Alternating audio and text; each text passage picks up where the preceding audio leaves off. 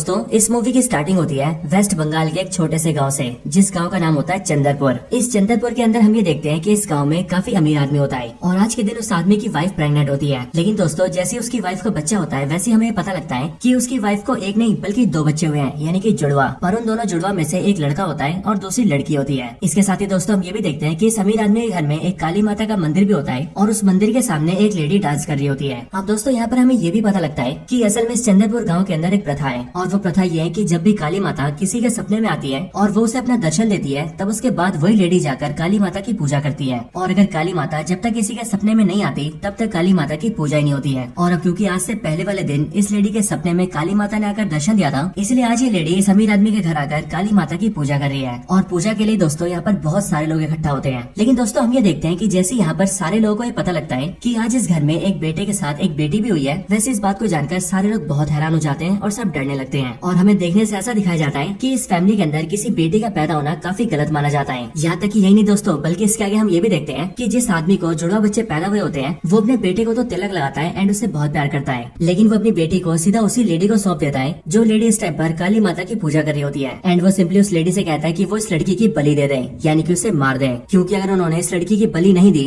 तो फिर उस शैतान के क्रोध से उन्हें कोई नहीं बचा पाएगा। और फिर उस आदमी की ये बोलने के बाद ही हम ये देखते हैं कि उनके घर के पास में एक काफी बड़ा सा पेड़ होता है, जो पेड़ काफी ज्यादा डरावना होता है। लेकिन दोस्तों देखने पर हमें पता लगता है कि उस पेड़ के अंदर कोई वास करता है और शायद से ये वही शैतान है जिसकी ये लोग बात कर रहे हैं। हालांकि दोस्तों ये शैतान कौन है और इसकी मिस्ट्री क्या है ये हम सबको आगे पता लगेगी। बट अभी के टाइम पर हम ये देखते हैं कि उस आदमी के कहने पर वो पूजा करने वाली लेडी सिंपली उस छोटी सी बच्ची की बलि दे देती है, जिसके बाद उस आदमी का सिर्फ बेटा ही बचता है। हालांकि दोस्तों हम ये भी देखते हैं कि उस फैमिली के अंदर एक और लड़का होता है जो कि काफी जवान होता है, पर वो लड़का इस आदमी का अपना बेटा नहीं होता। लेकिन तब भी वो इस लड़के को अपने घर में रखता है और उसे भी अपने बेटे जैसा सम्मान देता है। और ये जो दूसरा जवान लड़का होता है इसका नाम होता है जयदेव। अब हालांकि दोस्तों इसके बाद ही कहानी आगे शिफ्ट होती है, जहाँ पर हमें पता लगता है कि ये सारी कहानी आज से 40 साल पहले पास्ट की थी और इसी अगले सीन में हमें 40 साल बाद सीधा कलकत्ता शहर दिखाया जाता है। 40 साल बीत जाने के बाद हम सीधा उस लड़के को देखते हैं जिसके पैदा होने पर ही उसकी छोटी बहन की बलि दे दी गई थी और वो छोटा लड़का अब 40 साल का आदमी बन चुका होता है एंड उसका नाम होता है शुभांकर। लेकिन शुभांकर ने सालों पहले अपना चंदरपुर गाँव छोड़ दिया होता है और वो अब बहुत सालों से कलकत्ता शहर में रह रहा होता है। साथ ही साथ यहाँ पर उसकी एक वाइफ भी होती है जो कि काजोल होती है और उसकी वाइफ का यानी कि काजोल का नाम अंबिका होता है। इनके साथ ही उन दोनों की एक छोटी बेटी भी होती है जो कि 12 साल की होती है और इनकी बेटी का नाम होता है श्वेता। लेकिन दोस्तों जैसा कि हमने मूवी की स्टार्टिंग में देखा था कि शुभांकर की फैमिली में बेटी होना अच्छा नहीं माना जाता है। यहाँ तक कि जब शुभांकर के फादर को बेटी हुई थी, यानी कि जब शुभांकर की जुड़वा बहन पैदा हुई थी, तब तो उसके घर वालों ने उसकी बहन की बलि तक दे दी थी। और इसलिए दोस्तों शुभांकर ने अपनी फैमिली को ये बात कभी नहीं बताई थी कि उसे एक बेटी हुई है एंड उसने सबसे इवन अपने फादर से भी ये बात छुपाई थी कि उसके पास एक बेटी है ना कि एक बेटा, क्योंकि शुभांकर इस बात को जानता था कि जैसे उसके घर वालों को और चंदरपुर गाँव वालों को ये पता लगेगा कि उसको एक बेटी हुई है, वैसे वो उसकी बेटी की बलि दे देंगे। एंड इसी वजह से शुभांकर ने इस बात को छुपा कर रखा और उसने कभी भी अपनी बेटी को अपने गाँव नहीं जाने दिया। अब दोस्तों यहाँ कलकत्ता शहर के अंदर हम ये देखते हैं कि शुभांकर की काफी अच्छी लाइफ होती है और वो अपनी वाइफ और अपनी बेटी के साथ बहुत खुश होता है। लेकिन दोस्तों एक दिन अचानक से उसे अपने गाँव से विकास नाम के एक आदमी का फोन आता है और ये विकास नाम का आदमी असल में उसके चंदरपुर गाँव की हवेली का नौकर होता है। और वो विकास शुभांकर को फोन करके उससे कहता है कि आज रात को उसके फादर की मौत हो गई है। अब ये खबर सुनकर शुभांकर को काफी धक्का लगता है और इसीलिए वो डिसाइड करता है कि अब वो जल्दी से अपने गाँव जाएगा। अब इसके लिए शुभांकर अपनी वाइफ अंबिका से मिलता है एंड वो उससे कहता है कि उसके फादर की डेथ हो गई है, इसलिए वो अपने गाँव जा रहा है, लेकिन वो गाँव अकेला जाएगा और इसलिए उसकी वाइफ और उसकी बेटी यहीं पर रुकेंगे। और दोस्तों यहाँ पर हम ये भी देखते हैं कि यहाँ पर शुभांकर अपनी बेटी को बिना बताए गाँव जाता है, क्योंकि उसकी बेटी श्वेता अक्सर शुभांकर से बोला करती थी कि उसे उसके गाँव जाना है, लेकिन शुभांकर उसे हमेशा मना कर दिया करता था। और इसलिए आज शुभांकर ने सोचा कि अगर उसकी बेटी को ही पता लगा कि वो गाँव जा रहा है तो वो पक्का उसके साथ जाने की जिद करेगी। एंड इसलिए शुभांकर चुपके से अपनी गाड़ी उठाता है और अपनी वाइफ को बोलकर सीधा अपने गाँव जाता है। गाँव आकर शुभांकर सबसे पहले अपने फादर का अंतिम संस्कार करता है और फिर वो अपने रिश्ते में लगने वाले बड़े भाई जिसका नाम जयदेव था उसे कहता है कि वो उसका घर बिकवा दे,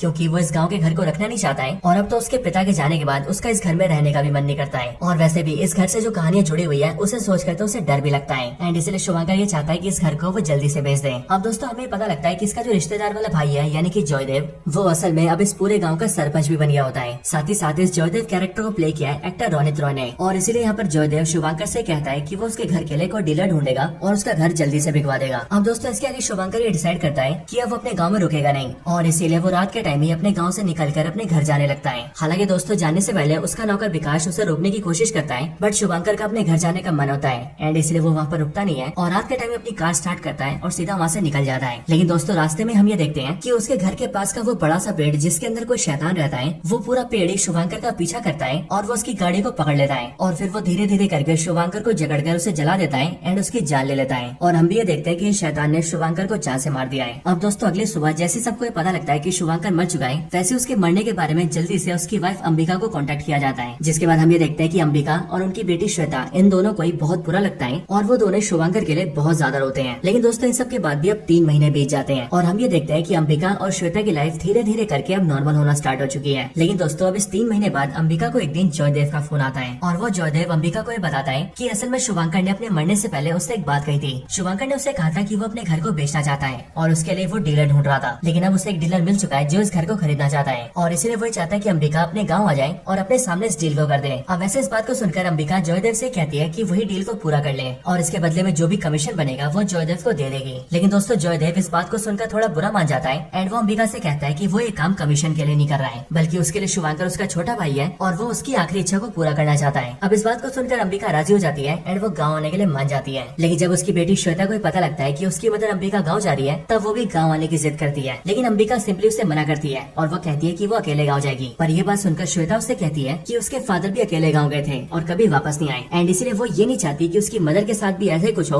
और वो अकेली पड़ जाए। अब ये बात सुनकर अंबिका मान जाती है, जिसके बाद ही अंबिका और श्वेता दोनों चंद्रपुर गाँव जाते हैं ताकि वो गाँव जाकर अपने पुश्तैनी घर को बेच सके और अपने खानदान के सारे पुराने कनेक्शंस को तोड़ सके। अब दोस्तों जैसे अंबिका और श्वेता गाँव आते हैं, वैसे वो लोग ये देखते हैं कि उनके पुश्तैनी घर में उनका एक नौकर होता है जिसका नाम होता है विकास, और इस विकास की एक वाइफ होती है जिसका नाम नंदिनी होता है एंड उन दोनों की एक बेटी भी होती है जिसका नाम दीपिका होता है। और ये दीपिका उम्र के मामले में श्वेता की उम्र के बराबर होती है। अब दोस्तों जैसे अंबिका और उसकी बेटी श्वेता गाँव में आते हैं, वैसे हम यहाँ पर काफी अजीब चीजें देखते हैं, जैसे कि गांव में बार बार उस शैतानी पेड़ का सामने आना और कई सारी भूतनियों का सामने दिखना। और इन सबको दिखाकर हमें ऐसा दिखाया जाता है कि हो ना उस पेड़ से कोई बहुत ही बड़ी मिस्ट्री जुड़ी है, लेकिन ये सारी चीजें कनेक्ट होती है शुभांकर की फैमिली से। अब दोस्तों इसके आगे हम ये देखते हैं कि श्वेता और नंदिनी दोनों काफी अच्छे दोस्त बन जाते हैं और ऐसे एक दिन श्वेता अपने टैबलेट के ऊपर नंदिनी को अपनी फोटोज और अपनी ड्राइंग्स दिखा रही होती है, लेकिन वो देखती है कि उसके टैब पर अचानक से उसी पेड़ की पेंटिंग बनी गई है, जो पेंटिंग अपने आप ही बनी होती है। लेकिन श्वेता के टैबलेट में जैसी दीपिका उस फोटो को देखती है, वैसी वो श्वेता से पूछती है कि आखिरकार उसने इस पेड़ की ड्राइंग कब बनाई। लेकिन ये सुनकर श्वेता दीपिका से कहती है कि उसे इस पेड़ के बारे में कुछ भी नहीं पता है। बट ये बात सुनकर दीपिका कहती है कि ये पेड़ तो उनके घर के पीछे ही है। ये बात सुनकर श्वेता उस पेड़ को देखने की डिमांड करती है, जो सुनकर पहले तो दीपिका मना करती है एंड वो श्वेता से कहती है कि वो पेड़ शैतानी पेड़ है। लेकिन जब श्वेता नहीं मानती, तब नंदिनी उसे वहाँ पर लेकर जाती है और उसे सिंपली वो पेड़ दिखा देती है। हालांकि उसी टाइम पर अंबिका वहाँ पर आ जाती है और वो उन दोनों को पेड़ के पास जाने से रोक देती है। अब दोस्तों इसी बीच जयदेव उस डीलर को भी लेकर आता है जिससे हवेली खरीदनी होती है, लेकिन यहाँ पर आकर वो डीलर बहुत ही कम दाम लगाता है। जो बात सुनकर जयदेव अंबिका के सामने उस डीलर को मना कर देता है एंड उसे वापस भेज देता है। और फिर जयदेव अंबिका से कहता है कि वो कुछ दिन तक और आराम से गाँव में रहे और इस बीच वो अच्छे डीलर को जरूर ढूंढ लेगा। अब हालांकि दोस्तों सब कुछ काफी नॉर्मल चल रहा होता है, लेकिन इसी बीच अंबिका नोटिस करती है कि जो विकास और नंदिनी की बेटी है यानी कि दीपिका, उसके पीरियड्स स्टार्ट हो गए हैं। और वैसे तो गर्ल्स को पीरियड्स आना बहुत ही आम बात होती है एंड ये चीज उनके 12-13 साल के होते स्टार्ट भी हो जाती है। लेकिन दोस्तों यहाँ पर हम भी देखते हैं कि जैसी अंबिका इस बारे में दीपिका की मदर नंदिनी को बताती है, वैसी नंदिनी इस बात को सुनकर बहुत ज्यादा डर जाती है और वो सिंपली अपनी बेटी को एक कमरे में बंद कर देती है और वहाँ पर बैठकर काली माता का नाम जपने लगती है। और साथ ही वो दीपिका से ये भी कहती है कि जब तक वो उसे निकालेगी नहीं, तब तक वो कमरे से बाहर नहीं जाएगी। अब दोस्तों यहाँ पर नंदिनी ये सब क्यों कर रही होती है, ये देखकर हमें भी अजीब लगता है। लेकिन दोस्तों जैसे इस दिन की रात होती है, वैसे हम ये देखते हैं कि वो पेड़ वाला शैतान सीधा दीपिका के कमरे में घुसता है और अपने टहनियों को लंबा करके दीपिका को पकड़ के अपने पास ले आता है। अगले दिन जब सबको पता लगता है कि दीपिका गायब हो चुकी है, तब सारे लोग काफी हैरान हो जाते हैं और इसलिए अंबिका जल्दी से पुलिस को फोन करती है। लेकिन दोस्तों हम ये देखते हैं कि दीपिका की मदर नंदिनी, जो कि विकास की वाइफ होती है,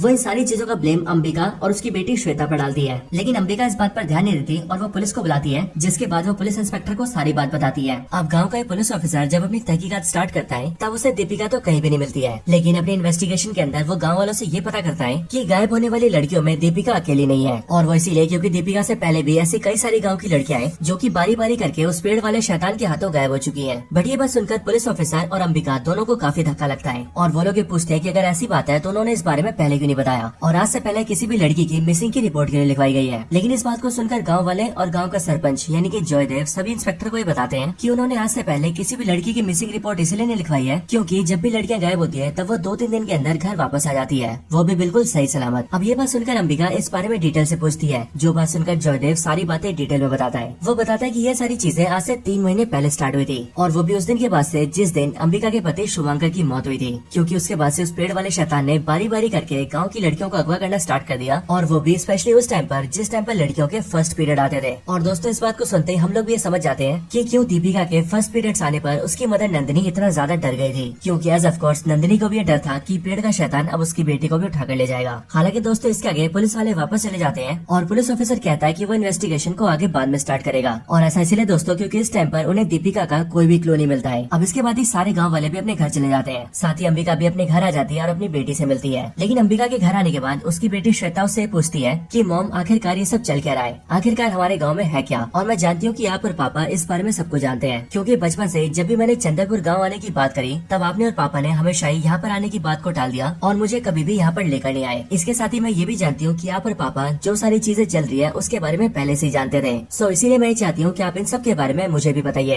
क्योंकि मैं इन सारी चीजों के बारे में जानना चाहती हूँ। अब श्वेता की बात सुनकर उसकी मदर अंबिका उससे कहती है, ठीक है बेटा, आज मैं तुम्हें सारी बात बताऊंगी। वैसे भी तुम्हारे फादर भी मुझसे कहा करते थे कि हमें जल्दी अपनी बेटी श्वेता को अपने गाँव चंद्रपुर के बारे में बता देना चाहिए। सो अब इसीलिए आज मैं तुमसे कुछ भी नहीं छुपाऊंगी और आज मैं तुम्हें सारी बात बताऊंगी। अब इसके बाद ही अंबिका अपनी बेटी श्वेता को चंद्रपुर गाँव की मिस्ट्री बताना स्टार्ट करती है। वो श्वेता को बताती है कि चंद्रपुर गाँव की मिस्ट्री आज से लाखों साल पुरानी है। असल में आज से लाखों साल पहले इंडियन मैथोलॉजी के अंदर एक काफी पावरफुल डीमन हुआ करता था एंड उस डीमन का नाम था रक्तबीज। रक्तबीज डीमन काफी ज्यादा पावरफुल था और ऐसा इसीलिए क्योंकि उसे भगवान शिव से ऐसा वरदान मिला था जिस वरदान की वजह से कोई भी उसे मार नहीं सकता था। और ऐसा इसीलिए क्योंकि जब भी कोई उसे मारने के लिए उसका सर काटेगा तब उसकी बॉडी से उसके खून के जितने भी बूंदे गिरेंगी उन सभी बूंदों से नए राक्षस का जन्म हो जाएगा। यानी कि एक राक्षस को मारने का अंजाम होगा हजारों और राक्षसों को पैदा करना। और इसीलिए रक्तबीज को जितने भी देवताओं ने मारने की कोशिश की तब हर बार रक्तबीज का सर कटते ही उसके खून की जितनी बूंदे जमीन पर गिरती थी उतने और सारे राक्षस पैदा हो जाते थे। और फिर इसीलिए जब कोई भी देवता रक्तबीज को नहीं हरा पाया तब सारे देवताओं ने मिलकर भगवान शिव की वाइफ यानी कि माता पार्वती से हेल्प मांगी। जिसके बाद ही माता पार्वती ने काली माता का रूप लिया और उन्होंने रक्तबीज से पैदा हुए सारे डीमंस को मारना स्टार्ट कर दिया। और जैसे उन डीमंस का ब्लड जमीन पर गिरता वैसे जमीन पर गिरने से पहले काली माता ने उन सारे ब्लड को इकट्ठा कर लिया, जिस वजह से उसका खून कभी भी जमीन पर नहीं गिरा और फिर दूसरा कोई डीमन पैदा ही नहीं हुआ।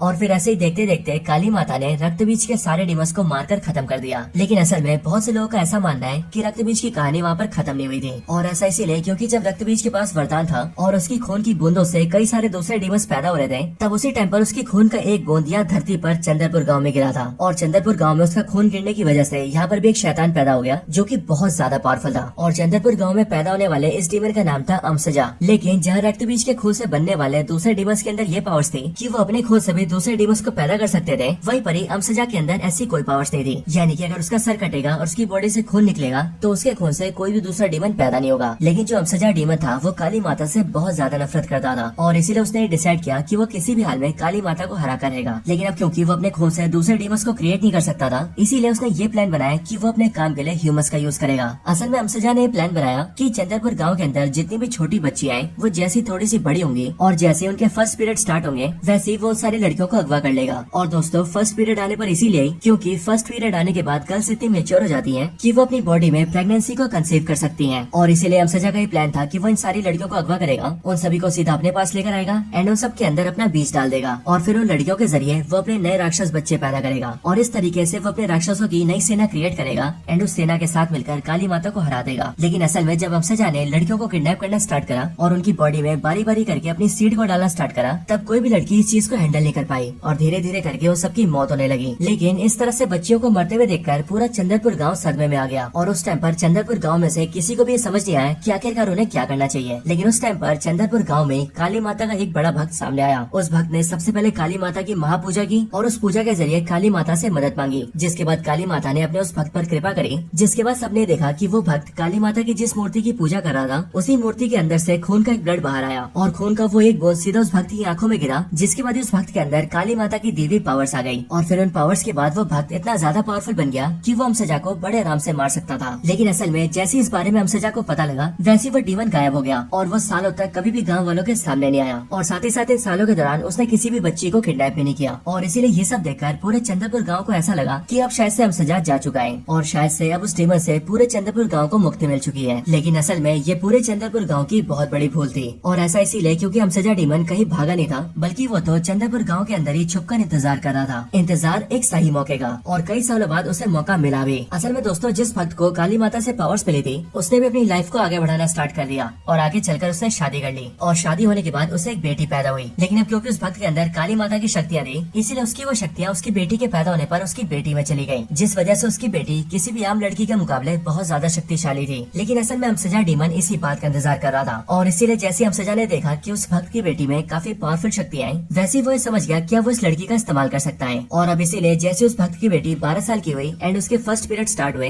तब अमसजा ने सामने आकर उसे किडनैप कर लिया और उसकी बॉडी में अपना सीड डाल दिया, जिसके बाद वो लड़की अमसजा के बच्चे के लिए प्रेग्नेंट हो गई। और कमाल की बात ये थी कि अब जो ये बच्चा था वो अगर पैदा हो जाता तो वो अमसजा से भी बहुत ज्यादा पावरफुल होता और उस बच्चे के पैदा होने से अमसजा जीत जाता। लेकिन ये सारी बातें जानकर उस बच्ची के पिता के सामने एक बहुत ही बड़ा धर्म संकट आ गया और इसीलिए वो भक्त इस बात को समझ नहीं पा रहा था कि अब उसे करना क्या चाहिए। लेकिन अमसजा अपने मकसद में कामयाब ना हो और वो अपने बच्चे के पैदा होने के बाद पूरी दुनिया को बर्बाद न कर दे, इसीलिए इन सारी चीजों को रोकने के लिए उस भक्त ने एक बहुत ही बड़ा कदम उठाया। और वो कदम ये था कि उसने अपनी 12 साल की प्रेग्नेंट बच्ची को सर काट के जान से मार दिया, यानी कि उसने अमसजा को रोकने के लिए अपनी बेटी की बलि चढ़ा दी। अब इस पूरी कहानी को सुनने के बाद अंबिका की बेटी श्वेता उससे कहती है कि अमसजा डीमन की स्टोरी तो बहुत ही डरावनी थी, लेकिन आखिरकार अभी भी मुझे ये समझ नहीं आ रहा कि आखिरकार इस डीमन से हमारी फैमिली का क्या लेना देना। ये बात सुनकर अंबिका अपनी बेटी श्वेता को ये बताती है कि असल में इन सबसे हमारी फैमिली का सीधा कनेक्शन है। और ऐसा इसीलिए क्योंकि वो जो काली माता का भक्त था जिसे काली माता से पावर्स मिली थी एंड जिसकी 12 साल की बेटी को अमसजा ने प्रेग्नेंट किया था, वो भक्त हमारे ही पूर्वज थे और इसीलिए तुम्हारे पिता शुभांकर और तुम दोनों ही उस भक्त के वंशज हो। और इसीलिए सालों से हमारे परिवार में ये प्रथा बन गई कि जब भी परिवार में कोई बेटी पैदा होगी तब उस बेटी के पैदा होते ही उसकी बलि दे दी जाएगी और उसे जान से मार दिया जाएगा, क्योंकि अगर ऐसा नहीं किया गया तो हमारे परिवार से जो भी बेटी पैदा होगी अमसजा उसके अंदर अपना सीड डाल देगा और उसके जरिए अपने वंश को पैदा करेगा। और यही एक रीजन था जिस वजह से तुम्हारे पिता की बहन जो थी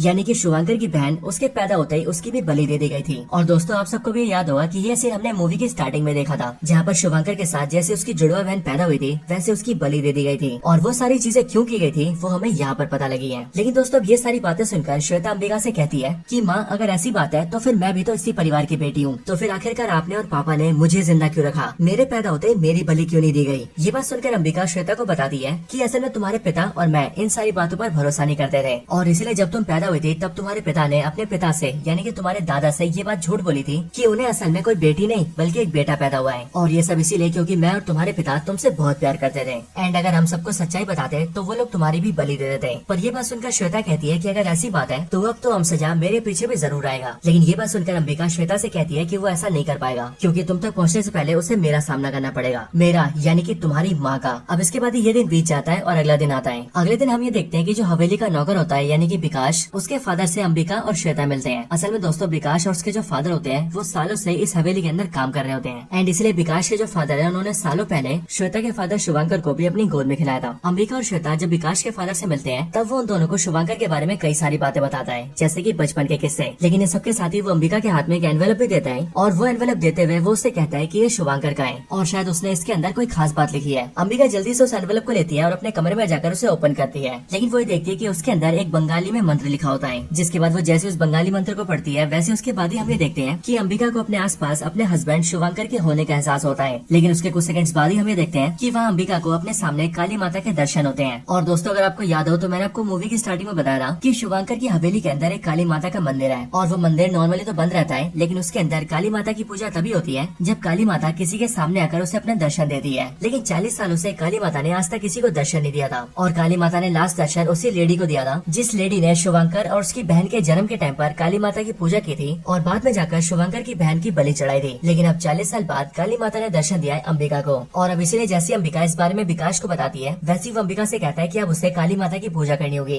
क्योंकि यही उनका इशारा है। जिसके बाद दोस्तों सारे गाँव वालों को बुलाया जाता है और इस बात को डिसाइड किया जाता है कि अब जल्दी अंबिका के हाथों काली माता की पूजा की जाएगी। हालांकि दोस्तों इसके कुछ टाइम बाद ही हमें देखते हैं कि दीपिका अपने आप ही घर वापस आ जाती है, जिसे देखकर विकास, नंदिनी, अंबिका, श्वेता और बाकी सब लोग बहुत खुश होते हैं। लेकिन दोस्तों इस टाइम पर अंबिका रुकती नहीं है और वो पुलिस ऑफिसर के साथ मिलकर पूरे गाँव की बच्चियों से पूछताछ करते हैं। लेकिन पूछताछ के अंदर पुलिस को कुछ भी पता नहीं लगता है। लेकिन दोस्तों इन सब के बाद जैसे अंबिका अपने घर आती है वैसे उसे पता लगता है कि उसकी डॉटर श्वेता के भी पीरियड्स स्टार्ट हो चुके हैं। लेकिन अब क्योंकि रात हो गई थी इसलिए वो श्वेता को नॉर्मली सुला देती है। बट दोस्तों इसके बाद ही हमें पता लगता है कि गांव की जितनी लड़कियों को अमसजा ने किडनैप किया था उन सभी को उसने अपने कंट्रोल में कर लिया है और इसीलिए रात के टाइम पर हम ये देखते हैं कि वो सारी लड़कियों का इस्तेमाल करता है और उनमें से सबसे पहले दीपिका को श्वेता के रूम में भेजता है और उसके जरिए श्वेता को बाहर निकलवा लेता है। इसके बाद बारी बारी करके वहाँ पर और सारी लड़कियां आती है और वो सब जबरदस्ती श्वेता को खींचकर ले जाने लगती है। लेकिन अंबिका जैसे इस बात को नोटिस करती है कि श्वेता अपने बेड पर नहीं है वैसी वो उसे ढूंढते हुए सीधा बाहर आती है एंड वो ये देख लेती है कि सारी लड़कियां मिलकर उसकी बेटी श्वेता को खींचकर अमसजा के पास ले जा रही है। लेकिन उसके बाद अंबिका जल्दी से श्वेता के पास जाती है और वो सबके हाथों से श्वेता को छुड़ाकर उसे अपने पास ले आती है। ये सब देखकर अंबिका बहुत ज्यादा डर जाती है और इसलिए वो डिसाइड करती है कि अब वो अपनी बेटी की जान को और खतरे में नहीं डालेगी